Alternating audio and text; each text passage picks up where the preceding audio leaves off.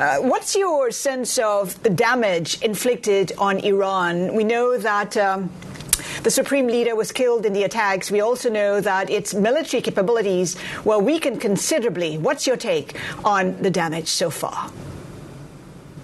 I think it's quite clear the Iranians have taken some very, very big hits. And of course, the killing of the supreme leader and several of other commanders is also a blow. But I think this is being completely overstated in the United States, as if this in and of itself is an indication that the end of the regime is near. On the contrary, I think we've seen that operationally the supreme leader was removed from the day-to-day operations. The Iranians are continuing to fight back. They're striking several different countries. Their strategy is to inflict as much cost as possible on the United States primarily, but also on oil markets, on regional states, in order to make sure not only that it becomes so costly to continue the war, but that it's so costly that any ceasefire actually would be durable, because the United States would not want to go back to this war again.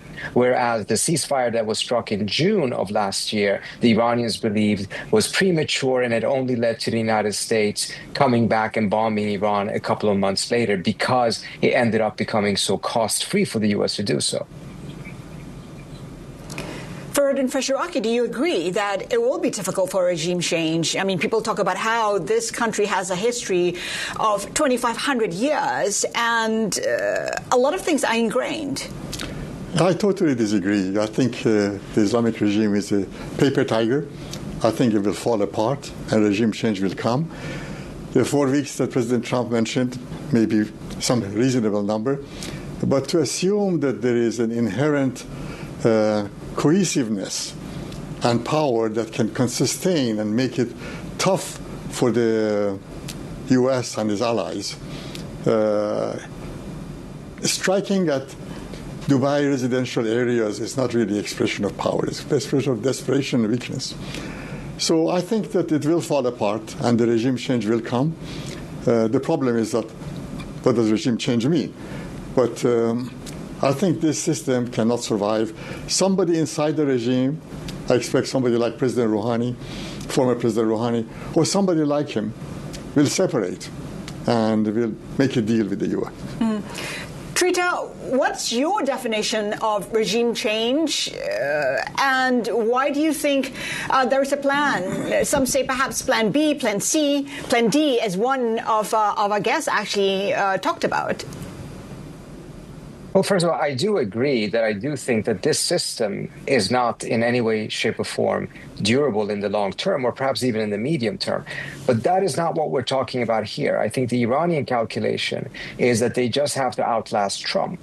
And Trump's ability to continue to do this and claim victory is going to be very limited. He already does not have the support of the American public. Roughly a fifth of the country is in support of this. And his assassination of Khamenei did not give him a bump in the polls. And now the market has not even opened, but it will do so in a couple of hours. And I suspect that that would also further reduce the American appetite for this. The Iranian calculation is that if they can outlast Trump for a couple of weeks, then they will experience the same thing as happened with the Houthis. The Houthis fought back, and eventually Trump backed off, declared victory, and has never spoken about Yemen again. I think it will be much more difficult for Trump to do so in this time, but it doesn't have anything to do with the long-term durability of the regime as a whole, and I completely agree. I don't think the system is capable of surviving in the long run, given how unpopular it is at home and all kinds of other difficulties it has.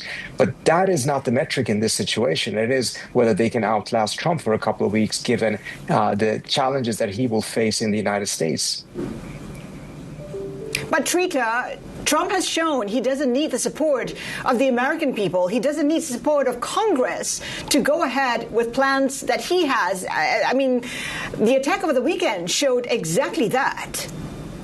The attack of the weekend showed that he is willing to disregard the Constitution, and whether he will get away with it or not, it remains to be seen. Remember, there are midterm elections coming up in November. It's looking very bad for the Republicans. So far, the Republicans have completely stuck with Trump because he's been in control of the party. But if you're having a situation in which the Democrats take over the Senate and the House, you're looking at an impeachment scenario. This is something that Republicans quietly are already talking about.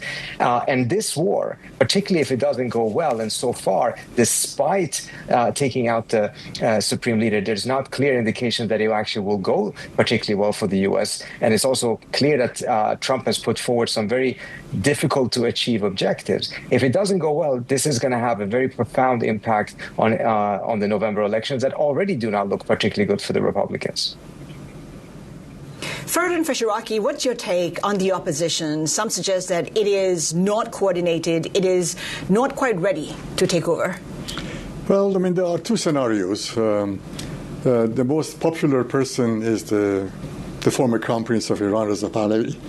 And I think in the next few days, maybe within a week, he will call on the people to bring 1 million people in the streets and take over government offices. He's waiting for the signal from the U.S. and Israel that the system has weakened enough. The apparatus of suppression are now weak enough. And I think that will happen in a week or two. And last time 1 million people came in the street and called for him. The question really is that somebody that President Trump prefers or not? So we are not clear on that one. Or the second scenario would be to make a deal with somebody like former President Rouhani or some of the people that Trita knows from history pretty well, Mr. Zarif and the rest, who come into the political fore, and they become the new leaders, Venezuelan style, and maybe even they can come to an accommodation with Prince Reza. So the transition is not so easy, but one of these two scenarios will happen. But what the people want in Iran is Reza Pahlavi. How likely is it Reza Pahlavi will come to the fore? And how much appetite is there for him to negotiate with the U.S.? Well, I don't really know what President Trump thinks of him, but he is not hasn't embraced him as such, but he may.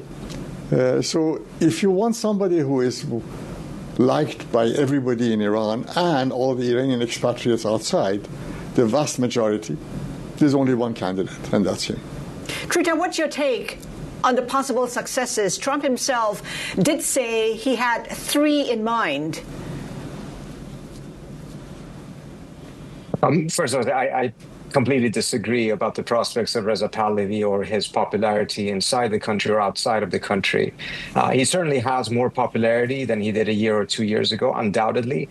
His call for protesters to come out on January 8th and 9th was answered. Others already had also asked for it, but it was answered. But since then, he's made a very large number of different calls that have remained completely unanswered. He asked for people to go out on the streets again. They didn't.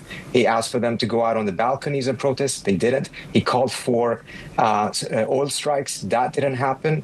He called for people to, and also on February 11th, when it was the anniversary of the revolution, a lot of people objected, of course, to this regime, to the theocracy, and they were trying to overvoice the celebrations by calling out different slogans. And the slogans they were primarily was using was death to the dictator. They weren't calling for Reza Pahlavi. So I think there was a superficial level of support because this theocracy is so profoundly unpopular. But the idea that there is a deeper support, I've not seen any evidence for. I've also seen no evidence that the Trump administration finds him an attractive candidate. In the Venezuelan case, they chose not to go with Mashada because they believed that she did not have sufficient amount of support in the security establishment, and as a result could not sustain security. But whatever support she had was vastly greater than what Reza Pahlavi had within the Iranian security establishment and also within society, because she had actually won an election, which is of course Pahlavi has not. It's not to his fault, however. So I find it difficult to see that they would go in that direction. I think he has worked very hard to prove himself to be that candidate. I'm not seeing the evidence for it. This is a revolution, and Iran has seen several revolutions. Back in 1979, that revolution took 1 year to unfold. Is it different this time around? What's different this time around? Sorry, is that a question for me or for Dr. Fesharaki? That's right, Trita. Oh, sorry. Well, first of all, I'm not convinced that there is a revolution. So to be able to compare it to the revolution would first mean that this is a revolution. I don't think it is. At least I'm not seeing any clear signs of that yet. It is a profoundly unpopular theocracy. I don't think there's any doubt about that. But it is also a system that does have levels of support that the monarchy did not have towards the end of 1978 and 79 in Iran. You still have probably 15 to 20% support for the theocracy within the population. In a country of 90 million, we're talking about 15 to 18 million people. And I think it's going to be increasingly difficult, of course, for the system to govern only with that level of support. But that is still stronger than what the monarchy had back during the days of the revolution. And of course, there's many, many other factors that come into play. But I don't think we are in a revolutionary situation right now to compare the two.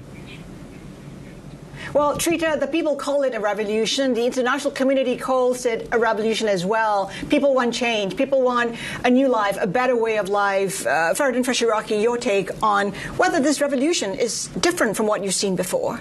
I think this is definitely a revolution, and I totally disagree with the interpretation of Trita here, because people were openly, million people called for Reza Pahlavi to come back. His level of popularity is very, very high, very, very high. So it's a revolution. People want change. When the universities opened for the first 5 days before the war started, all the students were calling for his name. These are all the younger Generation Z and Generation Alpha. The children at high school or the primary school were asking for him. And there are immense amount of information available on that. So, yes, it's a revolution, and they want him. The question really is this somebody that Trump prefers or not? That question is not answered yet. And he may find it easier to make a deal with somebody inside. We don't know yet. As we talk about the changes in Iran, I'm just wondering, go ahead, Trita, go ahead. I just want to have to say, I think I have to point out, if this is a revolution, then it should not matter what Trump wants. I think the mere fact, and I agree with Fereidun on this, it really does matter what Trump wants, but that is also a clear evidence that this is not a revolution. Certainly, there are a lot of people, and I would say an overwhelming majority of people in Iran that want to get rid of the system. But if it is a revolution in which everyone wants Pahlavi to come to power, then it should not matter what Trump wants. But it is very clear that Pahlavi's entire strategy has been to get Trump to pick him to become the next ruler of Iran, rather than pursuing the strategy that would be necessary if he wants to have a revolution in which people put him into power from below. That would be a strategy that would be centered on getting elements within the existing system to defect. We're not seeing those defections. We're not even seeing a systematic and clever strategy that would get those defections. Instead, the focus has been on Trump picking him to be the ruler of Iran.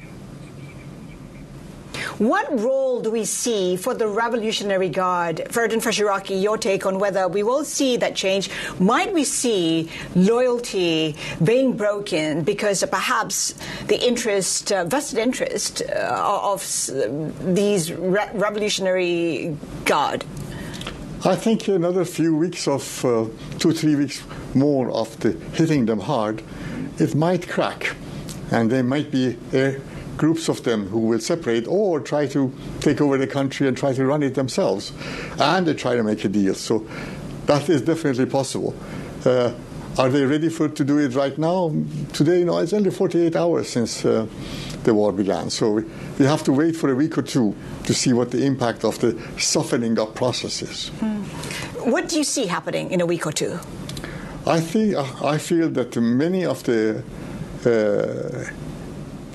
apparatus of the suppression will be under pressure.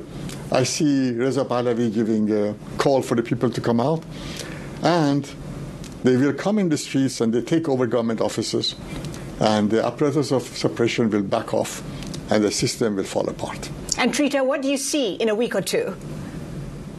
I think it very much depends on what happens in the military confrontation between the various sides. The scenario that Fereidun is pointing out is one scenario. I don't think it can be ruled out at all. I think there is factors that can point to it going in that direction.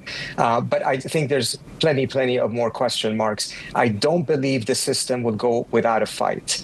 And as a result, it's going to be very difficult to see in that scenario, the way it was laid out here, is that essentially that they've been weakened enough and they just kind of wither away. I find that unlikely. Instead, I fear that there will be, if we get to that situation and people rise up against a weakened apparatus, but nevertheless one that still has the monopoly of force, that we will see massacres perhaps beyond what we saw between January 8 and 9, in which this theocracy killed thousands of people.